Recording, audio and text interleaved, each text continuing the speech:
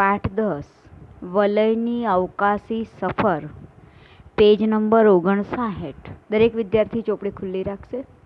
તેના લેખક છે કિશોર અંધારિયા અને તેનો પ્રકાર છે વિજ્ઞાન કથા.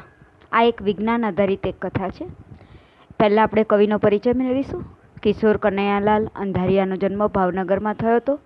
હિમખંડ નવલકથા, મંગળ અમંગળ, લઘુનવલ, વલયની અવકાશી સફર નામે વિજ્ઞાન કથાના પુસ્તકો આપ્યા છે. વલયની અવકાશી સફર ગુજરાતી સાહિત્યના એકાદમીનું પ્રથમ પારિતોષક મળેલું આ પુસ્તક છે. વલયની અવકાશી સફર એક રોમાંચક વિજ્ઞાન કથા છે. વિજ્ઞાન કથાનો ઉદ્દેશ્ય ભાષાના માધ્યમ દ્વારા બાળકોમાં વૈજ્ઞાનિક દ્રષ્ટિ કેળવવાનો હોય છે. આ કથામાં કિશોરો કેવી રીતે અનુભવોનું વિજ્ઞાન કામે લગાડે છે તેનું સુંદર અને આહલાદક રીતે વર્ણન અહીં તમને જોવા મળશે. કેટલાક અવકાશ વિજ્ઞાનને લગતા પારિભાષિક શબ્દો પણ આપણાને અહીં પરિચય કરાવી જશે. વલય આ મિત્ર છે. અહીંયા ગાડી 3 છે: વિરાટ, વલય અને વિસ્મય. આ 3 મિત્રના સંવાદ રૂપે આ પાઠનું આયોજન કરેલું છે. સફર એટલે યાત્રા, પ્રવાસ. પાઠની શરૂઆત કરીશું. શાળાઓમાં ઉનાળુ વેકેશન પડી ગયું. તમને ખબર હશે કે તમે નિશાળે ભણતા હો તો 2 વેકેશન પડે, એક ઉનાળુ વેકેશન અને એક દિવાળી વેકેશન. ઉનાળુ વેકેશન હોય 35 દિવસનું, જ્યારે દિવાળી વેકેશન હોય 21 દિવસનું. તો આ ઉનાળુ વેકેશન પડી ગયું. ઉનાળુ વેકેશન પડે એટલે સમજી લેવાનું કે ભાઈ સત્રની સમાપ્તિ થઈ ગઈ છે ને હવે નવા ધોરણમાં આપણે જઈશું. અને ઉનાળુ વેકેશન હંમેશા મે મહિનામાં જ આવે છે.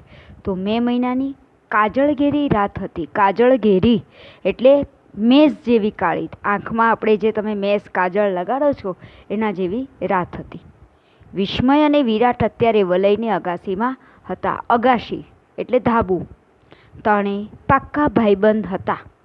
પાક્કા એટલે ગાઢ ને ભાઈબંધ એટલે મિત્ર, દોસ્ત. અભ્યાસમાં હોશિયાર. વિજ્ઞાનમાં એમને ખૂબ રસ હતો. તો ત્રણેય મિત્રને કયા વિષયમાં ખૂબ રસ હતો? તો વિજ્ઞાન.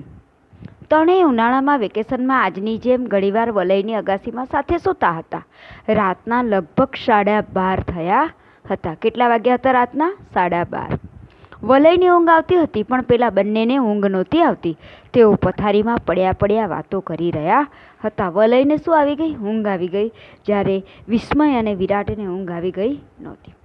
ત્યાં જ વિસ્મયનું ધ્યાન આકાશમાં પ્રકાશિત એક લાલ ટપકા તરફ ગયું. ક્યાં ગયું? એક પ્રકાશિત લાલ ટપકું આકાશમાં દેખાયું જે નીચે તરફ આવી રહ્યું હતું. અને એ ટપકું નીચે આવતા કોઈ બી વસ્તુ ઉપર હોય આકાશમાં અને નીચે આવે તો આકાશમાં તમે દેખો તો એક ટપકું હોય અને નીચે ખસતું આવે તો એનું રૂપ વિકરાળ બને. તેણે બંનેને હાથથી ઈશારો કરીને જોવા કહ્યું. વલય બોલ્યો, અરે આ વગર દિવાળીએ રોકેટ કોને ફોડ્યું હશે વળી? કોણ બોલ્યું આ વાક્ય? વલય. અને રોકેટ વગર દિવાળીએ, ઉનાળુ વેકેશન છે, દિવાળી વેકેશન તો ચલો રોકેટ કોઈ છોડે, પણ આ તો ઉનાળુ વેકેશન છે, કોણે રોકેટ છોડ્યું? પરંતુ તેણે દારૂખાનાના રોકેટ હોવાનો વિશેષ માન્યતા ધીરે ધીરે ભાંગવા લાગી. ટપકું મોટું થવા લાગ્યું. મેં તમને આગળ કહ્યું એમ જ કે આકાશની અંદર આવી રહ્યું હતું તે ટપકું નાનું દેખાતા મોટું થયું. જેમ નજીક આવતું ગયું તેમ એ મોટું થતું ગયું. હવે રાતા રંગનો પ્રકાશ વધુ લાગવા લાગ્યો. હવે પ્રકાશ પણ વધવા લાગી ગયો. આસપાસનો આકાશનો વિસ્તાર ઝળહળી ઉઠ્યો. ચમકતો પદાર્થ જમીનની નજીક પહોંચી ગયો. હવે આ પદાર્થ જે જમીનની નજીક આપણી ધરતી ઉપર આવી ગયો. વલયના ઘરની પાસે મોટું મેદાન હતું જ્યાં દિવસે તેઓ ક્રિકેટ રમતા હતા. લાલ રંગધારી પ્રકાશિત આકાર ધીરે ધીરે આ મેદાન ઉપર ઉતર્યો. જે આકાર ટપકું દેખાતું હતું એ મોટો આકાર ધારણ કરીને નીચે ઉતર્યો. જોવાનું એ હતું કે એનો કોઈ અવાજ નહોતો. રાત્રિની નીરવ શાંતિમાં વિચિત્ર ઘટના જોઈ. નીરવ એટલે બિલકુલ શાંત વાતાવરણ.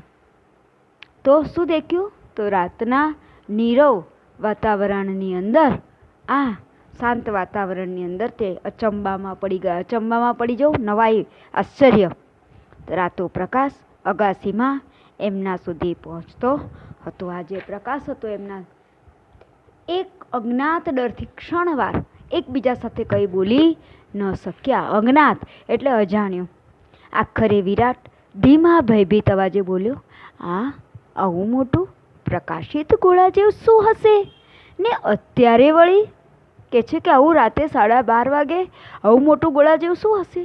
વિસ્મયે તેનો હાથ હાથમાં લઈ, બંને ડરતા હતા એટલે એકબીજાનો હાથ પકડી લીધો. ડરતા હોઈએ, બે એકલા હોઈએ ને જો હાથ પકડી લઈએ તો હિંમત આવી જાય. ગભરાતો નહીં, મારું અનુમાન છે. અનુમાન એટલે ધારણા, મારી ધારણા છે.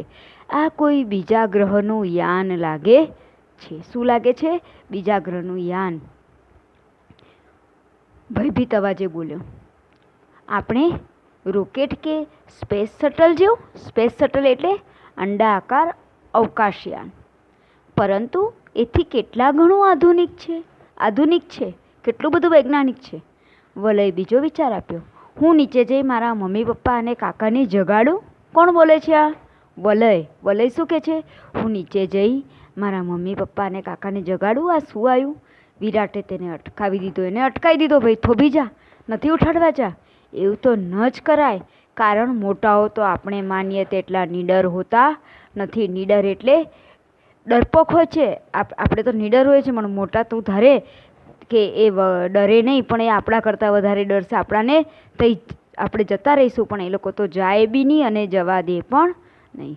બીજું, એ ડરના મારી આપણને કંઈક કરતાં અટકાવી દેશે. આપણે કંઈક વિચારવા એને દેખવા જઈશું, એ આપણને જવા દેશે નહીં. એકબીજાના હાથ પકડી તેઓ અગાસી પર બહારના દાદર નીચે ઉતર્યા. ત્રણેયના મનમાં થોડો ભય હતો, ઘણી બધી જિજ્ઞાસા પણ હતી. ઉત્સાહ હતો, જિજ્ઞાસા હતી. ધીમા પણ મક્કમ પગલે એ આગળ ચાલ્યા. રાતારંગથી ઝળહળા રચના પાસે પહોંચ્યા ને ધ્યાનથી જોયું. એ આકાર કને પહોંચ્યા અને ધ્યાનથી જોયું. તેનો આકાર લંબગોળ ઈંડા જેવો હતો. કેવો હતો? લંબગોળ ઈંડા આકાર. આસપાસ ન વર્ણવી શકાય તેવી વિચિત્ર વાસ આવતી હતી. ચિત્ર વિચિત્ર. આપણે આમ કોઈ વાર એ વાસ સૂંઘી જ નહીં હોય એવી વાસ આપણે આપણા નાકે પારખી જ ન હોય એવી વાસ આવતી હતી. એટલામાં કોઈ જોવા ન મળે. જોયું તો આજુબાજુ એ આખું ગોળ ફરતે નિરીક્ષણ કરવા લાગી ગયા અને દેખવા લાગી ગયા, પણ કોઈ દેખાયું નહીં. ક્યાંક દરવાજો કે બારી જેવું નહોતું પડતું. એક અખંડ રચના. અચાનક ભર ઉનાળાની રાત્રિએ રૂમમાં એસી એટલે એર કન્ડિશનર, અથવા ગુજરાતીમાં એને કહેવાય વાતાનુકૂલિત યંત્ર, ફૂલ કરી નાખ્યું. એટલું ઠંડુ કરી નાખ્યું, કડકડતી ઠંડીનો અનુભવ થવા લાગ્યો. અને શું, એસીનો તમે જાઓ એસીની અંદર થોડી વાર બેસો એટલે તમને ઠંડી વાવા લાગે તેવી કડકડાતી ઠંડીનો અનુભવ થયો. ને અંડાકાર યાનમાં કંઈક ફેરફાર થયો. એનામાં ફેરફાર થવા લાગ્યો. કમળની પાંદડીઓની જેમ ચારે બાજુ ખુલી ગયું. કોના જેવું આ સ્પેસ શટલ ખુલ્યું? કમળની પાંદડીઓની જેમ. કમળ જેવી રીતના પાણીની અંદર ખુલે એ પ્રમાણે. હજુ એ કંઈ વિચારે એ પહેલાં તો બીજી ક્ષણે જ એને કોઈ પણ જાતના અવાજ વગર બંધ થઈ ગયું. નવાઈની વાત એ હતી કે તેઓ અંદર હતા. અંદર પણ રાતો પ્રકાશ, આ ઠંડી, અને ત્રણેયનો ફફડાટ વધી ગયો. અહીં સુધી વિદ્યાર્થી મિત્રો પાઠ આપણે સમજ્યો. હવે તમારે ફરી એકવાર આટલે સુધી પાઠને વાંચી જવો અને વિડીયોને વારંવાર દેખવો અને અનુલેખન એક ફકરો લખવું. અસ્તુ.